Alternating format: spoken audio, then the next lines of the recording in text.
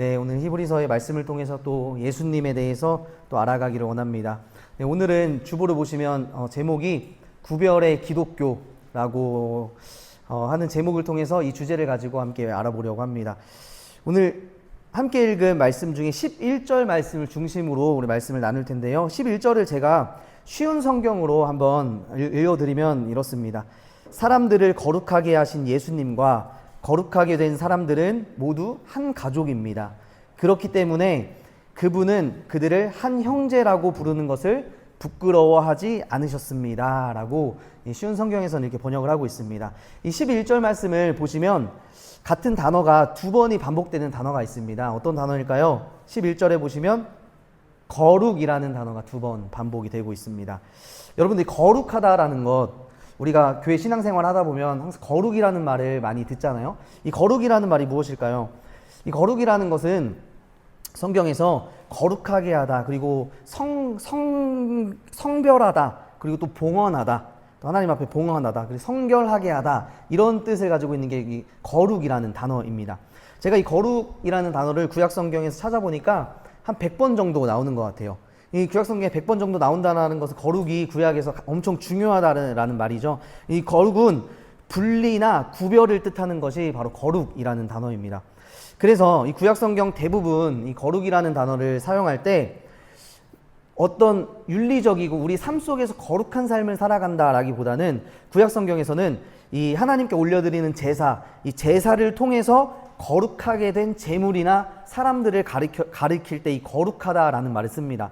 신전에서 그 신에게 올리는 예식을 통해서 거룩한 영역에 속한 것을 거룩하다라고 이야기를 한다라는 거죠. 그래서 이 구약 성경에서 거룩한 것들은 막 도덕적으로 순결한 거룩한 것이 아니고 하나님을 섬기기 위해서 분리하여 놓거나 따로 떼어 놓는 것을 거룩하다라는 것으로 의미한다라는 것입니다. 그리고 또한 이 거룩이라고 하는 것은요, 모든 이 피조물 안에서 구별되신 하나님의 속성을 이야기할 때 거룩하다라고 이야기를 해요. 우리가 하나님을 이야기할 때 거룩하신 하나님 이렇게 이야기하잖아요. 그러니까 모든 피조물과는 다른 분이 하나님이시죠. 거룩하신 하나님. 이사야 선지자의 말씀을 보면 이사야 6장 말씀에 이사야 선지자가 성전에서 환상을 봅니다. 그때 천사들이 이렇게 찬양을 합니다. 거룩하다, 거룩하다, 거룩하다. 만군의 여호와여라고 고백을 합니다. 이 말씀을 통해서도 보면 하나님은 거룩하신 분이다라고 볼 수 있죠. 이사야 선지자는 하나님의 거룩하심을 보면서 대조적으로 자신의 부정함을 깨닫는 모습을 이사야서에서 우리는 볼 수가 있다라는 거예요. 그리고 또한 이 거룩이라는 것은 하나님께서 인간에게, 우리들에게 요구하는 하나님의 명령이라고 볼 수 있습니다. 정리해보자면 이 거룩이라는 것은 구약성경 하나님께 드리기 위해서 따로 성별해 놓은 것이 거룩이고, 또 이 거룩이라는 것은 하나님의 속성을 거룩하다라고 이야기를 하고, 또 이 거룩은 우리 인간, 피조물들, 인간에게 하나님이 명령하시고 요구하시는 것이 바로 거룩이라는 거예요. 그래서 하나님의 백성은 거룩해야 한다라고 성경은 우리에게 말씀합니다. 하나님의 백성은 하나님께로 따로 구별돼야 한다라고 말씀하는 것이죠. 출애굽기 19장 6절 말씀에 보면 너무 유명한 말씀이 있습니다. 하나님께서 이스라엘 백성을 택하시고 이들에게 제사장 나라와 거룩한 백성이 될 것을 하나님이 약속을 하셨습니다. 하나님은 이스라엘과 약속을 하셨습니다.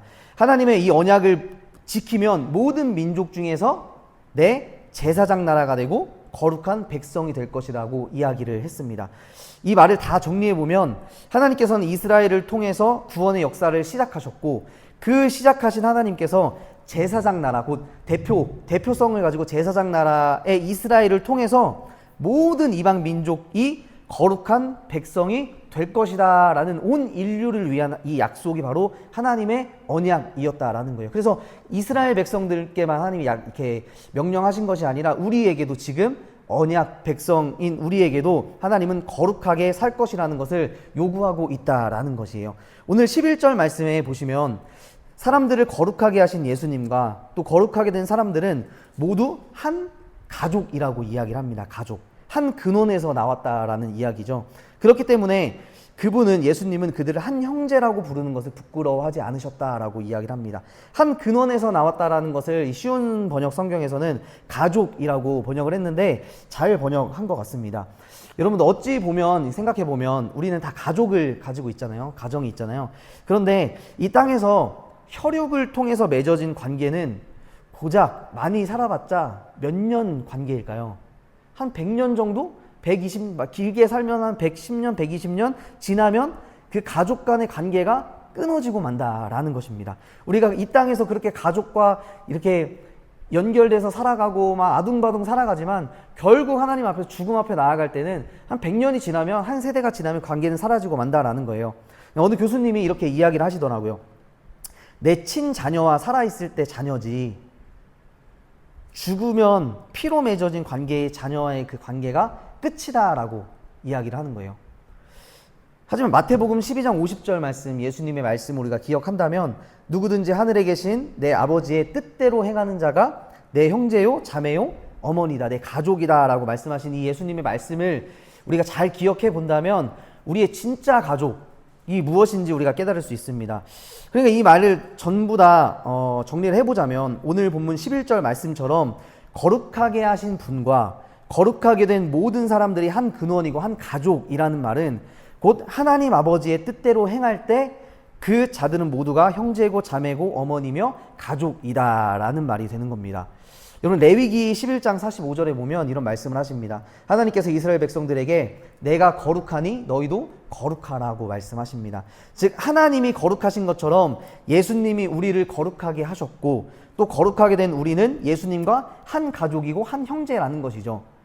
그래서 늘 우리는 살아가면서 이 하나님의 거룩에 대한 것을 항상 기억하고 살아가야 할 줄로 믿습니다. 거룩에 힘쓰는 자녀들, 하나님의 자녀들이 돼야 한다라는 거예요. 여러분들의 삶 속에서 거룩한 삶으로 살아간다라는 것, 이것은 어떻게 살아가는 것일까요? 늘 거룩이라는 삶, 이 삶을 기독교인들, 교회에 다니는 사람들은 늘 고민하면서 살아가게 됩니다. 이 부분이 많이 어렵기도 합니다.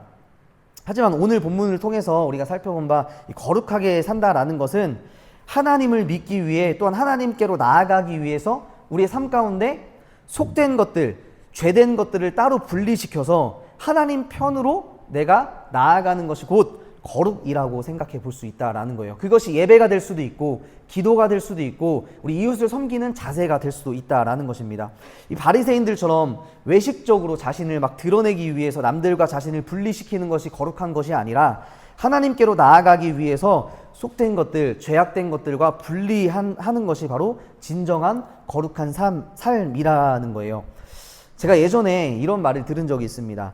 기독교는 분리가 아니라 구별이다. 이렇게 누가 말씀을 하셨어요.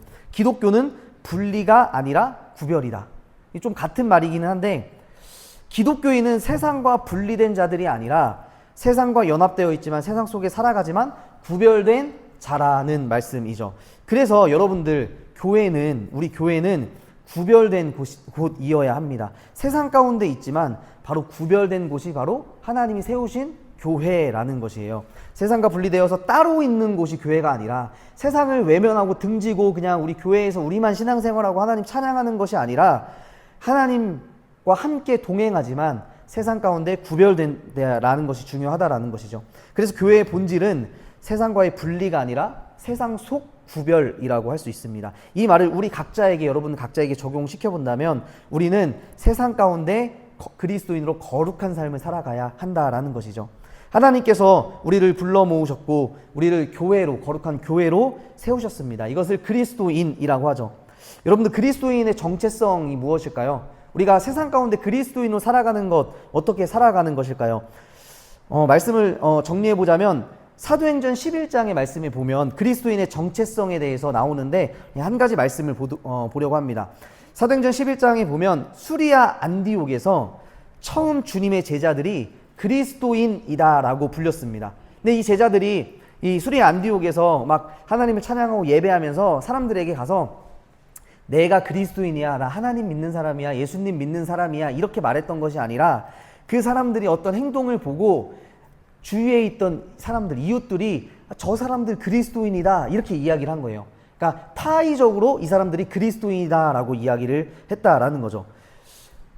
사도행전 11장 26절에 이 그리스도인들 어떤 사람들이었나 우리 한번 보면 이 사람들은 예수님을 믿는 사람들이었는데 흩어져 헬라인들에게 주 예수를 전파했다라고 나옵니다.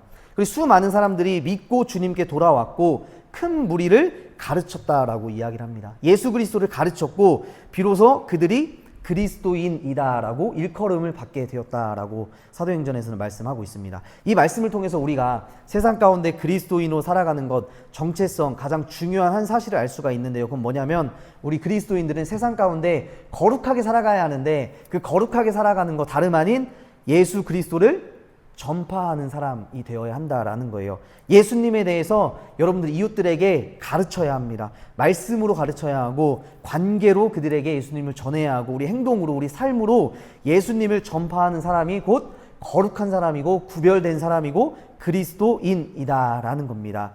말씀을 정리하겠습니다. 우리가 그리스도인, 기독교인으로 살아간다라고 하는 것은 우리가 어디 종교를 안에다가 기독교인이라고 체크하는 것이 그리스도인이 아닙니다. 우리가 그리스도인이라는 것은 삶에서 예수님을 보여주는 사람이며 진정한 하나님과 동행하는 사람이며 거룩한 삶을 살아가는 하나님의 자녀, 그래서 예수님의 말씀을 듣고 행하는 예수님의 한 가족이 되었을 때 우리는 그리스도인이라 일컬음을 받게 될 줄로 믿습니다. 그래서 여러분들 한 주간 살아가시면서 스스로 한번 질문해 보시길 바랍니다. 나는 그리스도인인가? 우리 삶을 살아갈 때 나는 그리스도인이십니까? 거룩한 자들이십니까? 또 나는 교회로 부름받은 사람인가? 그렇게 질문해 보시고 생각해 보시고 예수님을 전하시는 삶이 되시길 주님의 이름으로 축복합니다. 그렇게 살아갈 때 하나님께서 우리와 함께 하시기를 축복하고 또 하나님께서 우리와 늘 동행하실 줄 믿습니다.